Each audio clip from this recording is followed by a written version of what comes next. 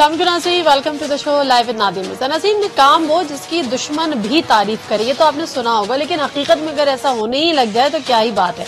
अभी हमने देखा हाल ही में कि standing committee of science and technology की जो उसमें मीटिंग हुई, उसमें ख्वाजा साद रफीक साहब ने फवाद चौधरी साहब जो कि अब मिनिस्टर हैं साइंस एंड टेक्नोलॉजी के, उनको कहा कि आपने इसको बहुत सीरियस लिया है और उसके साथ साथ उन्होंने कहा कि एक नजरअंदाज वजारत थी और आपने उसको बड़ा संजीदगी के साथ लिया है। इसमें तो कोई शक नहीं है कि दुश्मन भी इनकी तारीफ कर रहे हैं, या अगर दुश्मन ना सही तो हम पॉलिटिकल राइवल कह लें। और इसमें भी कोई शक नहीं है कि साइंस एंड टेक्नोलॉजी वो मिनिस्ट्री जिसको ज्यादा उसके बारे में कोई जानता ही नहीं था और उसको एक नई जान दी है, या अगर हम कहें उसमें एक नई जान डाल दी है। लेकिन उसके साथ साथ क्या वजह है कि वो फवाद चौधरी जो एक मुर्दा मिनिस्ट्री में जान डाल सकते हैं, वो वजारत इत्तलात नहीं चला सके।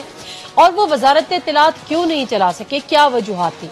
अब अगर ये बात गलत है कि वो वजारत इत्तलात नहीं चला सके, वो बहुत महारत से ये वजारत चला रहे थे, तो फिर दूसरा सवाल ये है, तो फिर वो कौन सी वजूहात हैं जो फवाद चौधरी साहब को वजारत इत्तलात से उनका कलमदार वापस ले लिया गया और उनको तब्दील कर दिया गया? बहुत सारे सवालात हैं जो हमारे जहनों में हैं, शायद आपके भी जहनों में हो, जब से फवाद चौधरी साहब की जो वजारत है वो तब्दील हुई है, क्योंकि वो मोस्ट पॉपुलर मिनिस्टर जाने और माने जाते थे। तो हम उन्हीं से बात कर लेते हैं। आज हमारे साथ मौजूद है minister for science and technology Fawad Chaudhry sahab. अस्सलाम वालेकुम फवाद साहब, बड़े अरसे बाद आपसे गुफ्तगू हो रही है और आपके साथ जब भी प्रोग्राम किया है तो बड़ा मजा भी आया है, लुत्फ भी हुआ है, हमेशा आपकी गुफ्तगू सेहर अंगेज भी रही है। फवाद चौधरी साहब, कैसा लग रहा है नई मिनिस्ट्री संभालते हुए? इंफॉर्मेशन का अपना एक कैरिज्मा होता है ना इंफॉर्मेशन मिनिस्ट्री का, मीडिया के साथ इंटरेक्शन, पल पल आपकी रिपोर्टिंग, पल पल आपका इंटरेक्शन, और फिर एक ऐसी मिनिस्ट्री जिसके बारे में अब लोग पढ़ना शुरू कर रहे हैं कि ये कौन सी मिनिस्ट्री है। यही एक्चुअली बात है पाकिस्तान में कि जो पॉपुलर मिनिस्ट्री है वो तो इंफॉर्मेशन मिनिस्ट्री है, बट सब्सटेंटिव मिनिस्ट्री तो जाहिर है इंफॉर्मेशन टेक्नोलॉजी होगी। और जहाँ पर भी दुनिया में तरक्की हुई है वहाँ पर जाहिर है सब्सटेंटिव मिनिस्ट्री जो है उसको साइंस एंड टेक्नोलॉजी की मिनिस्ट्री है। तो लेकिन बहरहाल आपकी बात ठीक है, as far as influence is concerned, या उसको कह लें कि ज़्यादातर हमारा जो एक है उसमें इंफॉर्मेशन मिनिस्ट्री का एक अपना रोल है। तो कितना दुख हुआ आपको इंफॉर्मेशन मिनिस्ट्री छोड़ते हुए, और कितना दुख हुआ वजारत साइंस एंड टेक्नोलॉजी लेते हुए? देखिए, छोड़ते हुए दुख खास नहीं हुआ, उसके लिए कि वो तो मैंने ही कहा था कि मैं ये मिनिस्ट्री जो है वो मजीद नहीं चला सकता। आपने कहा था? बिल्कुल, मैंने महीना पहले पीएम साहब से मैंने जो है वो रिक्वेस्ट की थी। प्राइमरीली देखिए, इंफॉर्मेशन मिनिस्ट्री बड़ी सिंपल बात है, बहुत की मिनिस्ट्री है, जिस तरह से आपने ये कहा, उसमें बहुत कोऑर्डिनेशन इन्वॉल्व है। अगर आप 4, 5, 6, 7 लोग उसको चलाने की कोशिश करते हैं वो नहीं चल सकती, और उसमें जो वर्किंग प्रॉब्लम्स हैं वो बहुत ज़्यादा थे, और उनसे बेहतर था कि आप वो ना चलाते। तो लिहाजा प्राइम मिनिस्टर साहब से कोई, जिस तरह से मैंने पहले भी मैंने हमेशा मेंटेन किया है, it's for the prime minister साहब टू डिसाइड कि वो कैसे चलाना चाहते हैं। He is the chief executive, आखिर में उन्होंने जवाबदेह होना है। जाहिर है उनकी जो मिनिस्टर्स हैं वो उनकी खुशी के ऊपर, उनकी रज़ा के ऊपर जो है वो करते हैं काम। अल्टीमेट जिम्मेदारी उनकी बनती है, फैसले उन्होंने करने हैं। लेकिन जहाँ तक मेरा एक पॉइंट ऑफ व्यू है वो हमेशा ये रहा, और मैंने पब्लिक पॉइंट ऑफ व्यू है, इट्स नॉट समथिंग के को मैंने कोई सीक्रेट रखा हो, 4, 5, 6 लोगों के साथ मिनिस्ट्रीज नहीं चल सकती। ठीक है फवाद चौधरी साहब, अगर आपके हम ये बात तस्लीम भी कर लें, यकीनन आप गलत नहीं कह रहे होंगे कि आपने 1 महीना पहले खान साहब को कह दिया था कि आप ये मिनिस्ट्री नहीं चला सकते, और उसकी वजूहात भी बता दी थी, उसका जिक्र अभी भी कर रहे हैं। सारे उसका भी एक बैकग्राउंड था।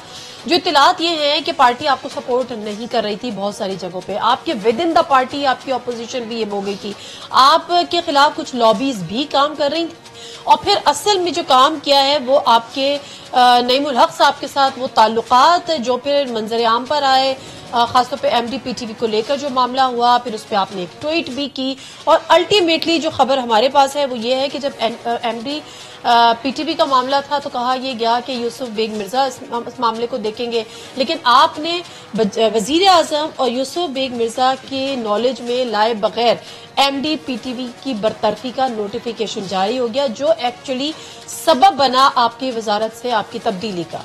पहली बात तो यह है कि जो बरतरफी का जो नोटिफिकेशन है वो प्राइम मिनिस्टर ऑफिस की रजामंदी से जारी हुआ था। प्राइम मिनिस्टर साहब को इल्म था और उनको इल्म के बाद जो है वो जारी हुआ था। नईमुल हक साहब का जहाँ तक ताल्लुक है उनसे बहुत ही मेरा एहतराम का ताल्लुक है, अब भी मेरा बड़ा एहतराम का ताल्लुक है।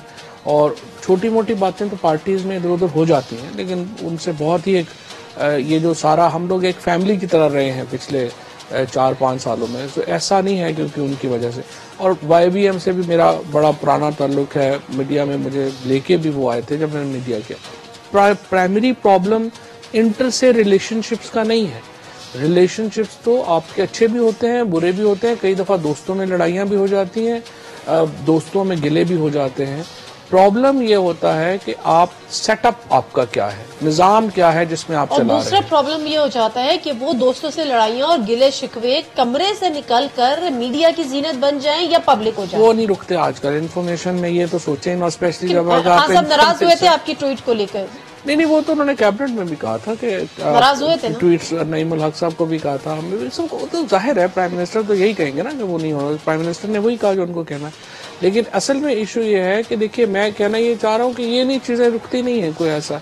Primary problem is not individual relationships. Individual relationships अच्छे भी होते हैं, बुरे भी होते हैं। प्राइमरी प्रॉब्लम इज कि आपका सेटअप क्या है जिसमें वो चला रहे हैं, फैसला कहाँ पे आके होना है। अगर एक फैसला 3-3, 4-4 लोग करते हैं तो फिर तो एक मेस क्रिएट हो जाता है। यही हो रहा था आपकी मिनिस्ट्री वो में? मेस क्रिएट हो रहा था, ऐसे ही हो रहा था। एक फैसला कई लोग कर रहे थे। क्योंकि मुझे याद है कि प्राइम मिनिस्टर हाउस से एक स्टेटमेंट भी जारी हुआ था कि MTV PTV की बरतरफी का ऐसा कोई इख्तियार आपको हासिल नहीं है। नहीं, वो नईम भाई ने ट्वीट की थी, प्राइम मिनिस्टर ऑफिस से कुछ ऐसा हुआ। और फिर जो नोटिफिकेशन जारी किया वो आपने कंसेंसस से किया इमरान खान साहब की, ये आप कह रहे हैं। तो फिर आपको क्यों निकाला? नहीं, वो उसके बाद मैंने जिस तरह से आपको कहा ना कि वो सेटअप पे कंफर्टेबल नहीं था, कंफर्ट लेवल नहीं था एक। अच्छा, MD PTV ये शिकायत करते भी पाएगा कि आपके उनके ऊपर प्रेशर आप डाल रहे थे कुछ तकर्रियों को लेकर, कुछ भर्तियों को लेकर, तो वो भी कह रहे थे कि मैं इस प्रेशर को नहीं। ये तो मैंने सिर्फ आपसे ही सुना है, मुझे तो नहीं कभी किसी हो सकता है ने, ना ही मुझे किसी ने कहा। तो बता दे इसके बाद। जाहिर गलत है खबर आपकी। जाहिर क्यों है? अच्छा, इससे पहले जब आपकी अच्छाइयाँ हो रही थी तो वो सब सही था। मतलब जाहिर है ना, कोई ऐसी कहा ही नहीं किसी ने। ओके, बहुत सारी चीजें हमारे सामने आई जब खासतौर पे जब आप इंफॉर्मेशन मिनिस्टर थे, तो जो पंगे, सॉरी स्लैंग लैंग्वेज है, आप ऑपोजिशन के साथ लेते थे, तो एक इम्प्रेशन ये भी आया कि ऑपोजिशन के साथ भी जो बैकडोर चैनल्स राब्ते होते हैं वो भी थोड़ा सा आपको नापसंदगी निगाह से देखते थे। मगर since you are into like वजारत science and technology, ministry for science and technology, अब आपने जो है वो मौलवियों से पंगे लेने शुरू कर दिए। रोहित हिलाल कमेटी को आके आपने छेड़ दिया और मुफ्ती मुनीब साहब कह रहे हैं कि ये आप क्या कर रहे हैं, और आपको अगर तकरीरों का शौक है तो फिर हम आपका वो शौक पूरा कर देते हैं। बल्कि मैं एक शॉर्ट ना सुना दूं, जरा मुफ्ती मुनीब साहब का जो शॉर्ट सुनाइए। महकमे मौसमियात में इजलास मुनक्किद होता है और महकमे मौसमियात फ़नी मुआवनत के लिए मौजूद होता है। जो मुतल्लिका वज़ीर हैं दीनी मामलात पर वो बात करे। हर वज़ीर जो दीन की हसासियत को नहीं जानता, नहीं समझता, तो उन्हें दीनी मामलात पर तबसरा करने का फ्री लाइसेंस नहीं मिलना चाहिए। जो उन्होंने बात की है कैलेंडर बनाने की, तो अगर वो ऐलान कर दें तो पाकिस्तान के हर शहर में इतने माहिरीन मौजूद हैं जो उनको 10 साल का, 100 साल का कैलेंडर बना देंगे और उनके लिए एक जलसे आम का भी इंतज़ाम हो जाएगा कि वो अपना शौक़ तकरीर पूरा करें। जी, फवाद चौधरी साहब ये आपसे मुखातिब थे। देखिए, मुफ्ती मुजीबुर रहमान साहब का एक पॉइंट ऑफ व्यू है, वो बड़े मोहतरम है, उनका एक मुकाम है। लेकिन मसला ये है ही नहीं। मसला ये है कि हर साल मैं और आप, हम लोग तो जब से पैदा हुए हैं हम इस मुल्क में 2-2, 3-3 ईदें देख रहे हैं। ईदों के ऊपर हमें इकट्ठे हम नजर आ रहे हों, हम तकसीम ज्यादा नजर आ रहे होते हैं। इमाम हम्बल कहते हैं रहमतुल्लाह अलैह कि आप नेकेड आंख से आपने चांद देखना है, और इस्लामी दुनिया में कहीं पर भी चांद नजर आ जाए तो आप ईद कर लेंगे। इमाम शाफी जो हैं वो कहते हैं कि इसका कोई ताल्लुक ही नहीं है आंख से देखने को, ये साइंटिफिक अमल है, और अगर आप अरिथमेटिक से चांद का वजूद साबित हो जाता है तो आप ईद कर लेंगे।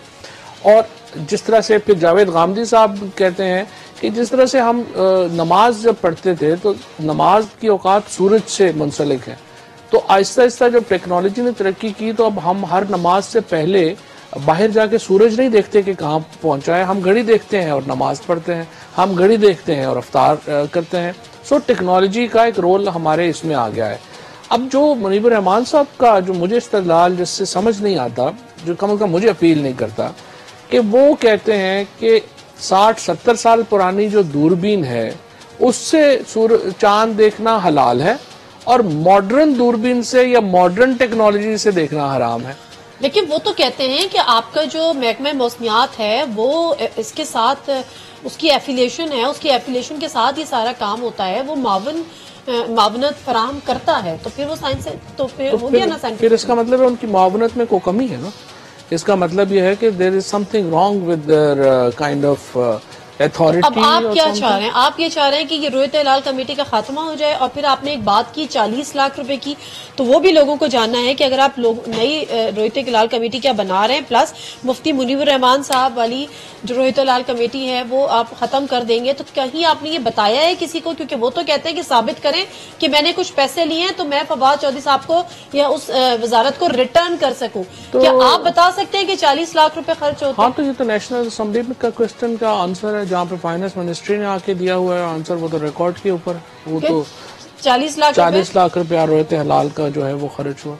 एक तो एक उस पे नहीं, एक पेनी में मेरे ख्याल ज्यादा सिटिंग्स होंगी, ज्यादा। आई मीन के ये पर एनम बता रहे हैं आप मुझे, या स्पेसिफिक जब चांद देख रहे होते हैं? जब चांद की रोयत जो होती है वो चांद के ऊपर ही होती है ना, तो ये जो 3-4 दिन है। अब मसला क्या है? मसला ये है आप इतने पैसे भी, खैर 40-50 लाख फ्रैंकली को पैसे ज्यादा नहीं है, उसमें कोई शुबा नहीं। फिर भी जानना है कि 40 लाख रुपए में से इन नेशनल असेंबली में क्वेश्चन हुआ, TADS वगैरह मिलते हैं ना, TADS और सारा जो है वो सारा नेशनल असेंबली में सवाल हुआ, उन्होंने कहा कितना पैसा खर्च हुआ, फाइनेंस मिनिस्ट्री ने आगे जवाब दिया। अब बाकी डिटेल जो है वो नेशनल असेंबली से आपको देखना पड़ेगा किसका क्या, वो रिकॉर्ड निकलवा के। इम्पॉर्टेंट ये है कि आप देखिए कि आप या तो आप फैसला कर लें कि आपने टेक्नोलॉजी यूज नहीं करनी है और नेकेड आई से देखना है, बिल्कुल सही है, आप नेकेड आई से देख लें और फैसला कर लें कि कैसे आपने करना है। लेकिन जब, और ये देखिए ये बेसिकली मेरी नजर में तो साइंटिफिक प्रोसेस है, चांद का उभरना, और खुद कुरान पाक में है कि मदार जो है वो तय कर दिए गए हैं, जमीन आसमान अपने अपने जो मदार हैं उनमें वो घूम रहे हैं और मुकर्ररा मयाद के ऊपर जो है वो घूम रहे हैं। मुफ्ती मुनीबुर रहमान साहब वाली जो रोयत हिलाल कमेटी है, आया उसको डिसॉल्व कर देंगे या कोई नई बनाएंगे? Again this is not my prerogative, frankly मेरा प्रेरोगेटिव ये है कि हमने 15वें रोजे तक का अल्टीमेट अपना एक, हमारी जो मेरी अपनी मिनिस्ट्री है उनको मैंने टाइम दिया है, वो लोग अपना एक कमरी कैलेंडर बना रहे हैं। बाद में ये आ रहा था कि देखना जरूरी है चांद, तो मैंने कहा कि एक ऐप भी डेवलप कर दें, तो अब एक ऐप भी डेवलप हो जाएगी, तो छत के बजाय आप अपने मोबाइल फोन से देख सकेंगे कि चांद इस वक्त कहाँ है। सो हम ये करके कैबिनेट के सामने रखेंगे, आपके सामने रखेंगे, मीडिया के सामने रखेंगे। अगर पाकिस्तान के लोगों ने एक सर्टेनिटी लानी है, टेक्नोलॉजी पे जाना है, उस पे जाएंगे, अगर पुराना रखना है तो पुराना रखेंगे। हमारा चलिए ठीक है, ये चीज कम से कम एक क्लैरिटी हो गई कि आप क्या करने जा रहे हैं। अच्छा फवाद चौधरी साहब, ऑन लाइटर नोट, मैंने जब आपसे मेरी टेलीफोन पर बात भी हो रही थी, मैंने आपसे रिक्वेस्ट की थी आज के प्रोग्राम की, तो बड़ी मैंने बात की थी कि आप सोशल मीडिया पे बहुत ज्यादा इन है, और पता नहीं कब से इन है, मतलब इतने इन तो शायद आप जब इंफॉर्मेशन मिनिस्टर होते होंगे उस वक्त भी नहीं होंगे जितने आप अब इन है। फवाद चौधरी साहब की कुछ मिमिक्रीज और कुछ बड़े जोक्स हैं जो सोशल मीडिया पे चल रहे हैं, अगर आपकी इजाजत हो तो मैं जरा कुछ अपने नाज़रीन से शेयर कर लूं। मेरी साइंस मेरी मर्जी, ये एक बड़ा दिलचस्प स्लोगन जो कि काफी दिन से चल रहा था और अब फवाद चौधरी साहब की तस्वीर के साथ भी आ गया। अगर आपके बच्चे मट्टी खाते हैं तो इन्हें सीमेंट खिलाएं ताकि उनकी बुनियाद मजबूत हो, एक ये चल रहा है। फिर चल रहा है कि हम पानी इसलिए पीते हैं कि हम पानी खा नहीं सकते, ये भी वजारत साइंस एंड टेक्नोलॉजी ने जारी किया है कि मिनिस्टर ने। फिर वो कहते हैं कि अगर जामन के दरख्त के नीचे गुलाब का पौधा लगा दिया जाए तो गुलाब जामन निकल आएंगे। ये सब हम पूछेंगे भी फवाद चौधरी साहब से। भैंस दुम इसलिए हिलाती है क्योंकि दुम भैंस को नहीं हिला सकती। अच्छा, ये बड़ा पब्लिक इंटरेस्ट का है कि अगर आप ये चाहते हैं कि 100 का पूरा बैलेंस आए तो 135 का लोड करवा लीजिए। बहुत सिंपल सा हल बता दिया इन्होंने। हाँ साहब के दौर में जिस तेजी से पाकिस्तान तरक्की कर रहा है, इनको डर है, फवाद चौधरी साहब को डर है कि कहीं वो निजाम शमसी से बाहर ही ना निकल जाए। और बड़ी साइंटिफिक बात एक और की है कि हम चप्पल के बगैर तो चल सकते हैं, लेकिन चप्पल हमारे बगैर नहीं चल सकती। वजीर साइंस और टेक्नोलॉजी फवाद चौधरी साहब ब्रेक ले लेती हूँ, ब्रेक से वापस आती हूँ। फवाद चौधरी साहब के कमेंट्स इस पे जानेंगे।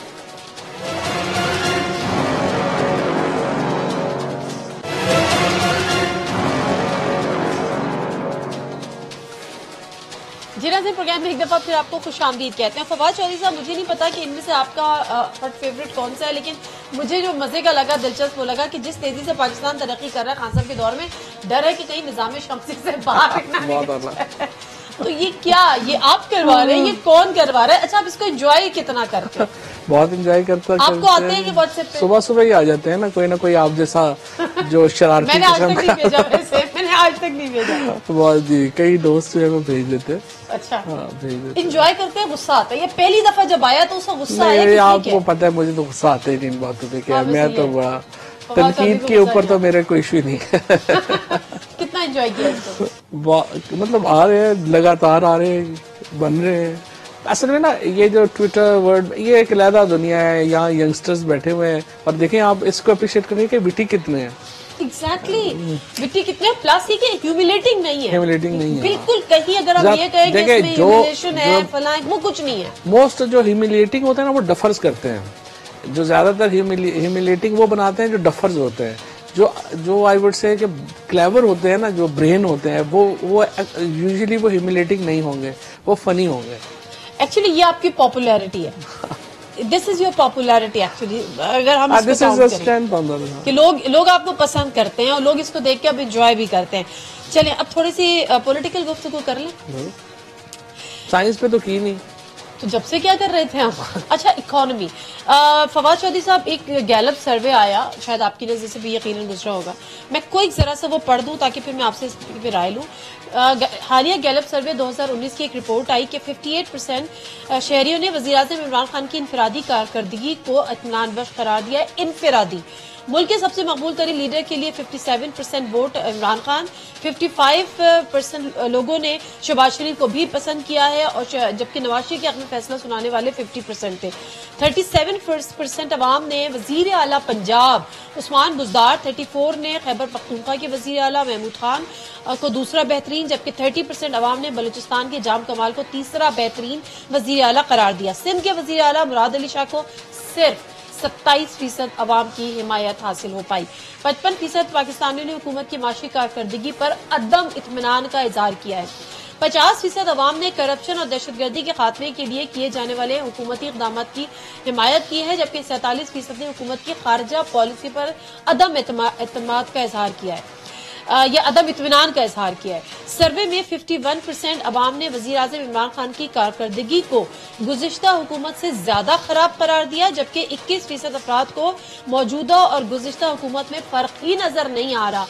तो ये था पीटीआई का, फवाद चौधरी साहब मंशूर, पीटीआई का विजन, पीटीआई की उम्मीदें, पीटीआई के वादे, क्या क्या नाम दूं, ये था जो अभी 9 महीने में जिनकी कलई उतर रही है।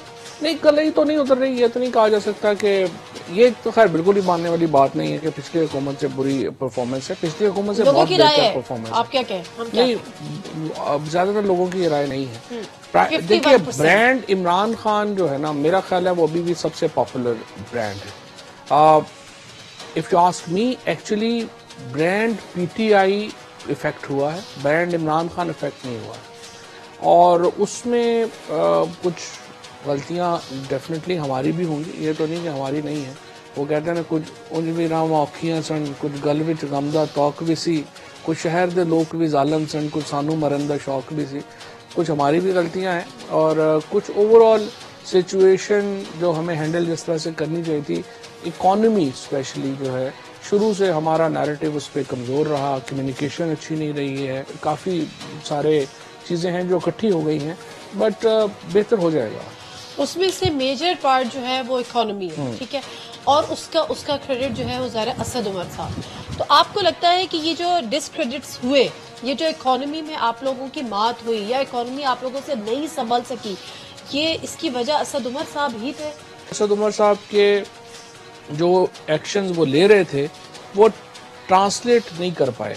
इकोनॉमिक टीम को जो ट्रांसलेट करने चाहिए थे अपने एक्शंस वो ट्रांसलेट नहीं कर पाए, उसकी वजह से डेफिनेटली एक प्रॉब्लम आई है। बाकी लेट्स सी हफीज शेख साहब क्या डिफरेंट करते हैं असद उमर साहब से। दूसरा सवाल अब लोग ये कर रहे हैं कि ठीक है आपने असद उमर साहब को, जो कि ऑल्दो खान साहब के लिए यकीनन एक बड़ा मुश्किल डिसीजन होगा, बहुत मुश्किल डिसीजन होगा, but he took and he is very popular in the party as well, very much popular. और उनकी पॉपुलैरिटी में भी खान साहब का हाथ है ना, हर जगह वो कहते थे कि मेरा ये ओपनिंग बैट्समैन है और बला बला। बट क्या पोस्ट असद उमर साहब हालात कंट्रोल में है? आज डॉलर किधर जा रहा है, स्टॉक मार्केट आपकी क्रैश हो गई है, IMF से कर्जे, उनकी कंडीशनैलिटीज, आगे सब्सिडीज का खात्मा, मतलब पूरी की पूरी ऑपोजिशन, पूरी के पूरी अवाम यक जबान, पूरा की पूरा मीडिया, महंगाई ने रुला दिया, चीखें निकाल दी अवाम की। ये वाला सिनेरियो, ये तो पोस्ट असद उमर सिनेरियो है। देखिए अभी IMF का एग्रीमेंट जो है वो साइन तकरीबन मतलब हो गया है, उनके साथ एक तय हो गई है बात। स्टेबिलिटी जो है जो नजर आनी चाहिए अभी नहीं है, वो नजर आना शुरू हो जाएगी।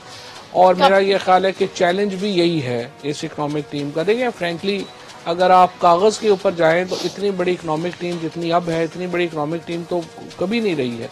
आपके हफीज शेख साहब जो हैं, फिर शब्बर साहब चेयरमैन FBR हैं, आपका जो इसके साथ बाकर रजा स्टेट बैंक के चेयरमैन हैं, बहुत बड़े लोग हैं ये मुआशी दुनिया के, फाइनेंशियल वर्ल्ड के। अगर आप देखें तो ये तीनों बड़े लोग हैं पाकिस्तान से। अब ये लोग हैं, फिर नीचे PTI नहीं है, ये PTI का ब्रांड नहीं है, ये PTI का फेस नहीं है, they are parachuters. They are technocrats, they are not parachuters, they are technocrats. नहीं, मैं तो इस गवर्नमेंट के लिए बात कर रही हूँ, वो डेफिनेटली दे आर टेक्नोक्रेट्स, उनका एक नाम है। फिर लोग कह रहे हैं कि आप IMF से नेगोशिएट नहीं सही के तौर पे कर पा रहे थे, they were not comfortable for you, उन्होंने अपना बंदा दे दिया। अब पीपल्स पार्टी कह रही है कि IMF से मुज़ाकरात कर रही है। नहीं, ये चेंजेस से PTI का ब्रांड तो हर्ट हुआ है, इसमें तो कोई शुबा नहीं। ये जो भी सारे लोग आए हैं इनका PTI से तो ताल्लुक नहीं है, ना ये PTI का फेस है, ये बात तो आपकी दुरुस्त। ठीक है, तो अब क्या करेंगे? क्योंकि पूरी अपोजिशन जो है वो तैयार बैठी है कि जैसे ही रमजान खत्म होंगे तो हमने महंगाई के खिलाफ जो है वो तहरीक चलानी है, हुकूमत मुखालिफ तहरीक चलानी है। कोई चैलेंज नहीं है हुकूमत के लिए फ्रैंकली। देखिए मैं आपको सही बताऊं, इमरान खान जो है ना इस वक्त पाकिस्तान में जो एज इस हुकूमत को इस वक्त है कि इमरान खान का कोई ऐसा ऑल्टरनेटिव नहीं है। अगर PTI का ब्रांड जो मैं खुद आपको कह रहा हूँ कि हर्ट हुआ है इस सारे में, तो क्या उसका फायदा पीपल्स पार्टी और PMLN को हुआ है? Answer is no.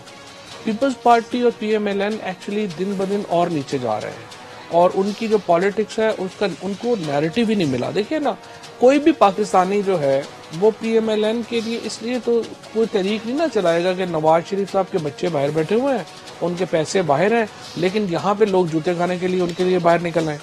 जरदारी साहब के पैसे जो हैं वो सारा सिंध का पैसा जो है वो दुबई लंदन में लगा दें, लेकिन सिंध के लोग उनके लिए निकल आए। तो ना बिलावल की पॉलिटिक्स के इस वक्त कोई नैरेटिव है, ना मरियम नवाज की पॉलिटिक्स का कोई नैरेटिव है। तो क्योंकि इन दोनों पार्टीज का इस वक्त एज ही PTI को फ्रैंकली ये है, हमारी पॉलिटिकल इस वक्त चैलेंज ही कोई नहीं है। सिर्फ देखिए जो नैरेटिव इस वक्त ऑपोजिशन ने लिया है कि अवाम पे महंगाई का आप लोगों ने बॉम्ब फाड़ दिया है, वो नैरेटिव एक पॉपुलर नैरेटिव है, लेकिन वो नैरेटिव अवाम कितना बाय करती है ये वक्त के साथ हमें देखना होगा। देखना है ना, देखो ना, आप और मैं दोनों हम लोग एक स्टूडेंट्स भी तो है ना, पॉलिटिकल एनालिसिस करते हैं। हमने देखना ये होता है कि देखना यह है कि अगर PTI को लेट से इससे नुकसान पहुंचा है इस नैरेटिव से, तो मेरा और आपका कंसेंसस है महंगाई है, अनसर्टेनिटी है, इकोनॉमी जो है वो चल नहीं रही है, ये तासुर है, इसका नुकसान PTI को पहुंचा है। लेकिन PTI को नुकसान पहुंचा है तो क्या पीपल्स पार्टी और PMLN को फायदा पहुंचा है? Answer is no. PTI और पीपल्स पार्टी और PMLN अपनी जगह के ऊपर खड़े हैं, उनके लीडर्स का कद नहीं बढ़ा, उनका अपना कद नहीं बढ़ा। हाँ, PTI का जो एक नुकसान यह है कि जो PTI का अपना वोटर है वो थोड़ा नाराज है। अब उसको कितनी जल्दी हमने ठीक कर लेना है, कितनी जल्दी हमने हालात बेहतर करते हैं, ये एक इमरान खान का टेस्ट है। ये आपने बहुत बेहतरीन मेरा ख्याल है बात की है, बड़ा बेहतरीन का एनालिसिस भी है। नाज़रीन मुख्तसर सा ब्रेक लूंगी, वापस आते हैं, इन इश्यूज पे बात करते हैं।